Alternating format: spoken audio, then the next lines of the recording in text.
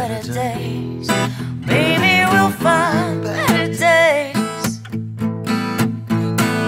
There's better days, better days, better days. Baby, you'll find better days.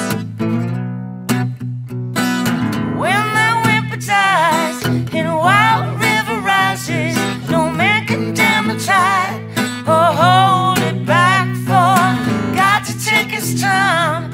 Those big black open skies, all the while are calling out for better days. Baby, don't go looking.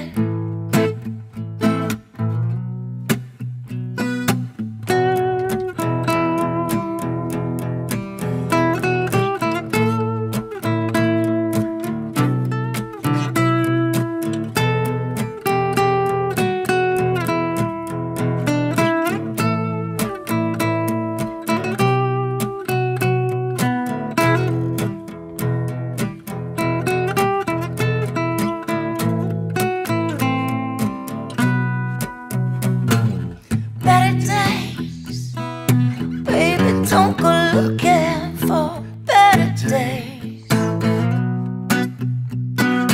Fate's in our way, but I know we'll be good, God willing.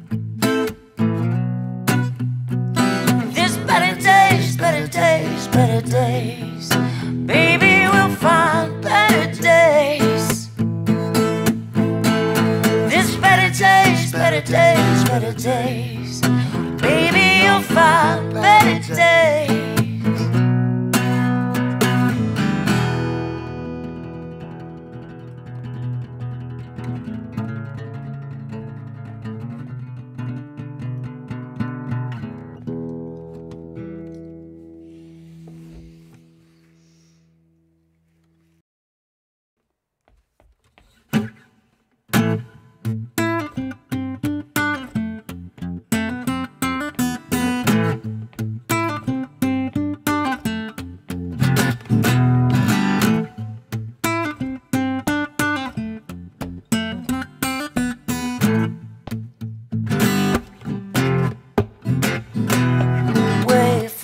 Stay for me, you medicate my bad days, hit all my highways.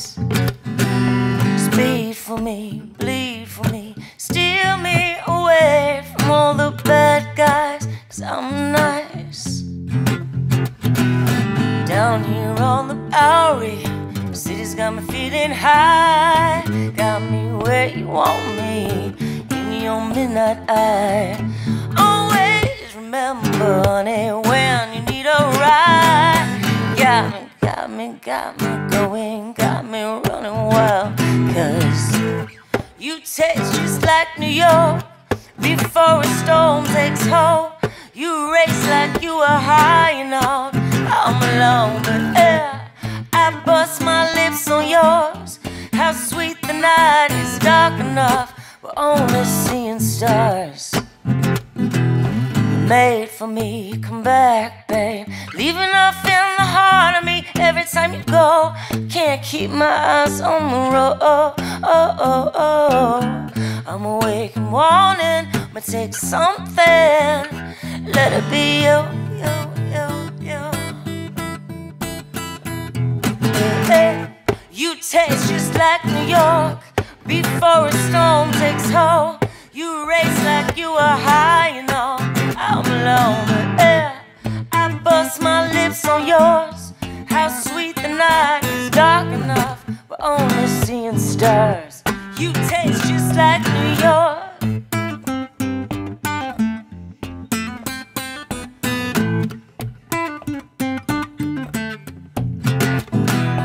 Boom, boom, boom, what you do to me, ripping from the deepest root of me. It's easy for you to see, you got me where you want me. Boom, boom, boom, what you do to me, ripping from the deepest root of me. It's easy for you to see, you got me where you want me. Yeah. You taste just like New York before a storm takes hold. You race like you are high enough.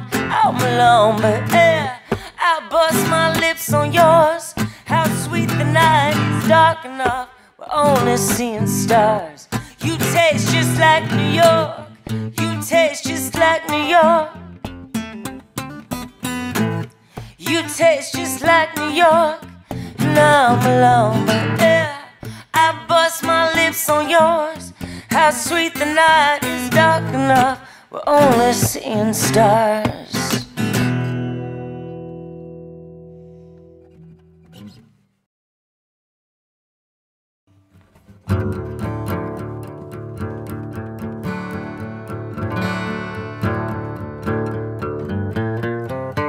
Last days in LA, save me, baby, from strange times. You catch me cooking in the kitchen, looking into the fire. Lover, brother, baker, burning at the stake. Stick with me under the last palm tree and sip a little water from the dirty fountain meant to be. There's some of it all. Oh, oh, oh. Keep me on the tip of your tongue.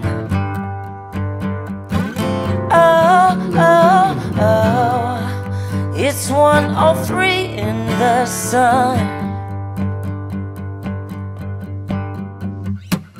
You don't know what you want or what you got when LA's hot. It seems to make you so down low. You don't know what you want or how to stop when LA's not what you've seen in me before. But I blame it on the sun. Yeah, I blame it on the sun.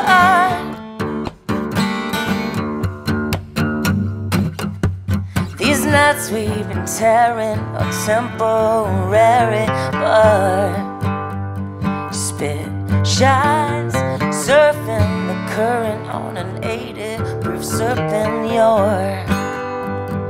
red eyes. Lover, brother, raider, hot rider, souped up to the nines. Sitting on blocks and every elevator in the city says it's going up when it's on the rocks. Oh, oh, oh. Keep me on the tip of your tongue. Oh, oh, oh. It's 1:03 in the sun.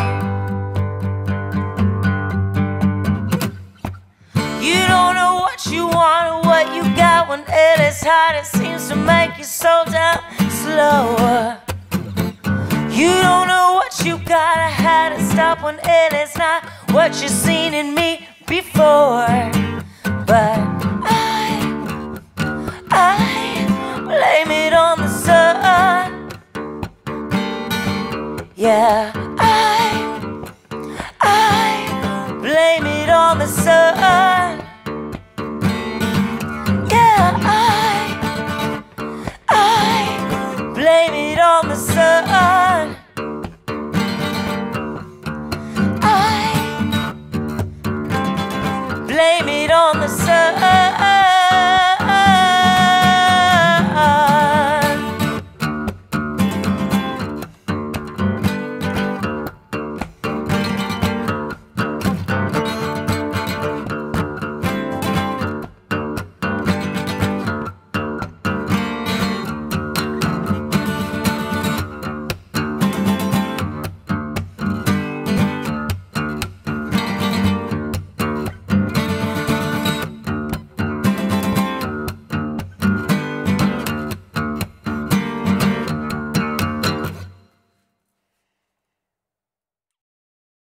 You're listening to The Current. I'm Jill Riley, and you were listening to an in-studio session with The Kills. And in addition to the music, we're going to have a conversation as well about the new record, and the new record is called God Games. So Allison is here. Jamie is here. Hello. Welcome Hi. to the Twin Cities. Thank you very much. Yeah, welcome back. This isn't Yeah. your first Thank time you. here. No, not our first. Yeah. Familiar. Yeah. What is it about Minneapolis that that do you like think, oh yeah, we're gonna have a good crowd, we're gonna have a good show? I mean, First Ave is one of my all-time favorite venues to play in the Yeah. world. So it's always very And exciting 7th Street to come. Entry, just wonderful Yeah. play. I mean, I don't know. As soon as we read Minneapolis on the tour schedule, I just remember these shows. They're also just the vibe is great here. Yeah. Well, we're glad to have you back. Glad to be talking about a new record, God Games. So now you're on tour now. Your last tour would have been like, I just like to call it the before times. It was in Yeah. the before times. Yeah. Now, how far into, when it was the before times, you got off your tour, how long was it before you kind of felt like the creative vibe It was coming? impeccably timed. Yeah? We finished touring in about November 2019, had a little break. I took a load off, and then all of a sudden, And then the Patty D. P. Diddy happened. Yeah. And that was that. Now, did you feel like getting to work on a record, or were you like, hey, we have some time, and, maybe you felt like maybe challenged to kind of really throw yourself into it? I felt totally freaked out by what was going on in the world. It was not really thoughts like that, like, yeah, I have time. I don't like having time. It's not, But we'd already started writing, and we wrote during it. We wrote after. I feel like for me, like when things started to lighten up a bit, so did my creative process started flowing a lot more. Mhm. I wasn't just worried about my whole family dying. Right. Stuff like that's a little distracting for me. So, did you just fix my hair? Yeah, it was doing a loop. That was very sweet. That is a partnership. Creatively, friends, all of it. Hairdresser. But yeah, it just felt so good when we could finally go into the studio. And we were ready. We had everything written. We were ready to go. So it was a really enjoyable experience once We got in demoed, there. didn't we? We demoed like a couple of songs before, as soon as we finished touring. And we were kind of excited about it. And then all that rubbish happened. Mhm.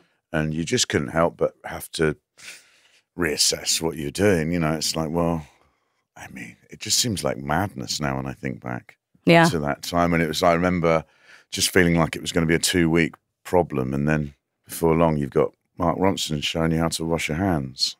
And it's just like, what is going on? And I need you to Mark, show I me. know how to wash my hands. All right. Thank you. But do you know? Do I No. know? Do you know? No. Well, once it was time to get into the studio, was there anything that you felt was different this time around? Were there any like creative boundaries that you knew that you wanted to push? Did you have an intention to try things a little bit differently? For me, I think I'd sort of on Ash and Ice, I was just starting to work out how to run a studio. I was just used to leave that up to other people, and then on this record, I'd really kind of got sort of mastered the software and the studio vibe thing. Okay.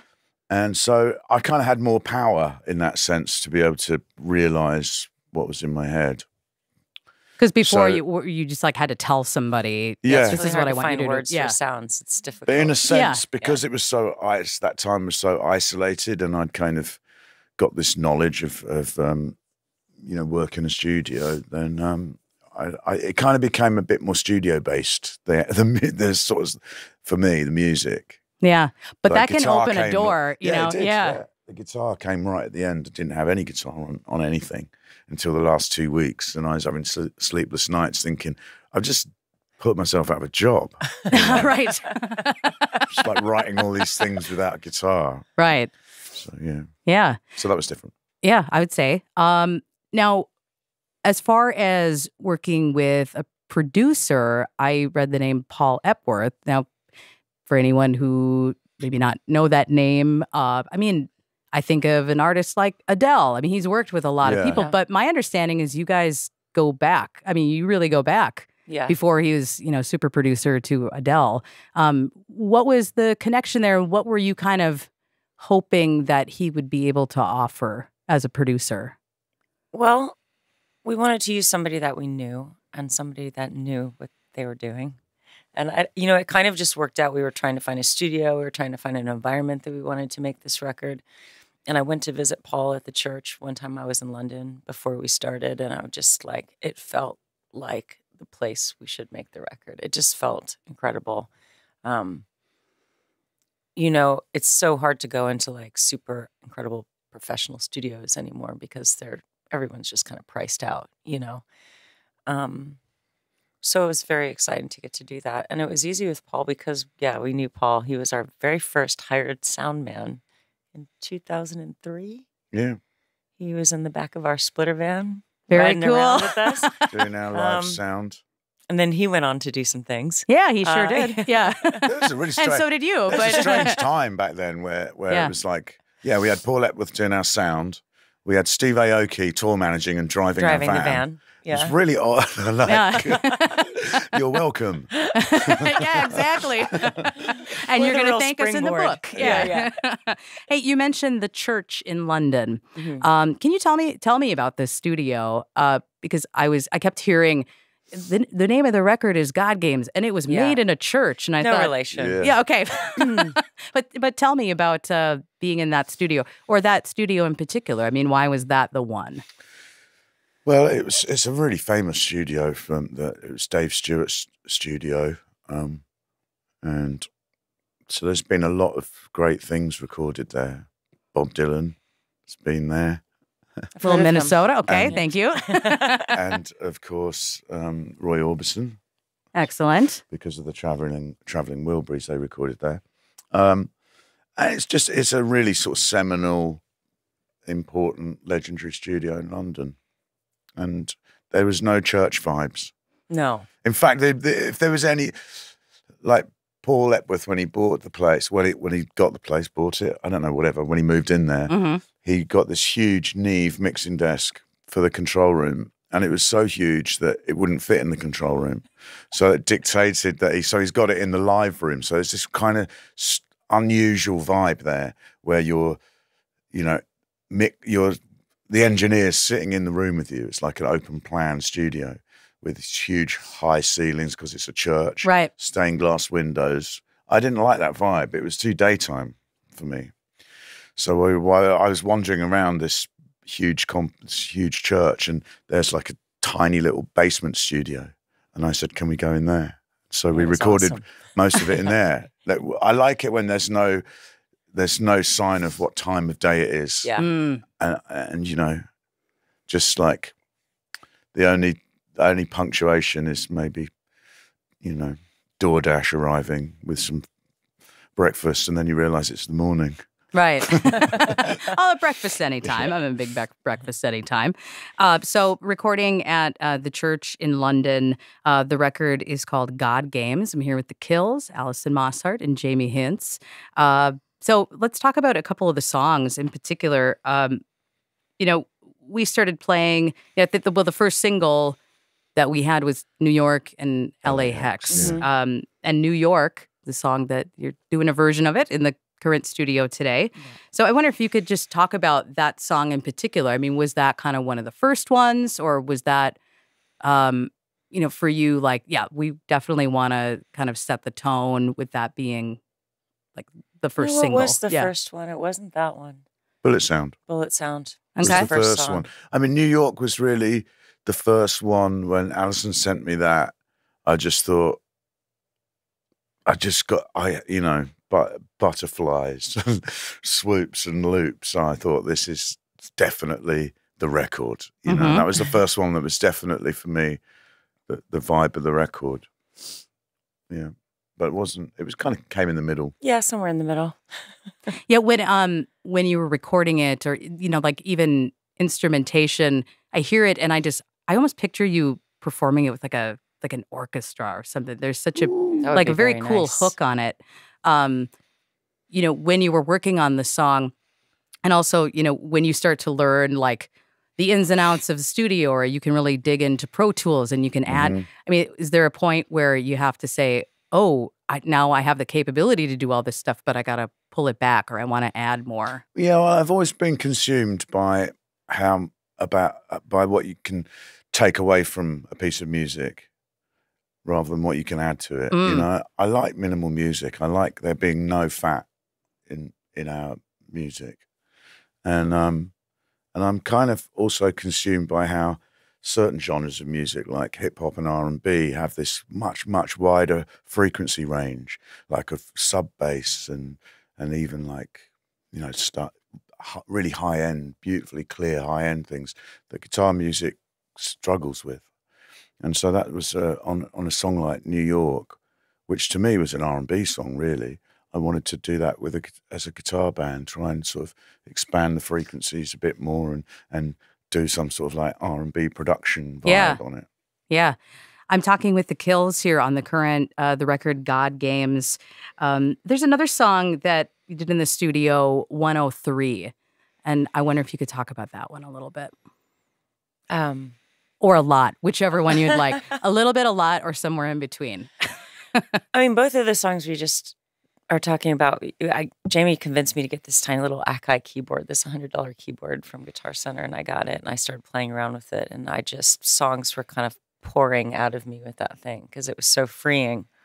And that's a song that I wrote after, kind of during the pandemic, I kind of got a bit fussy and just decided to start driving back and forth across the country by myself.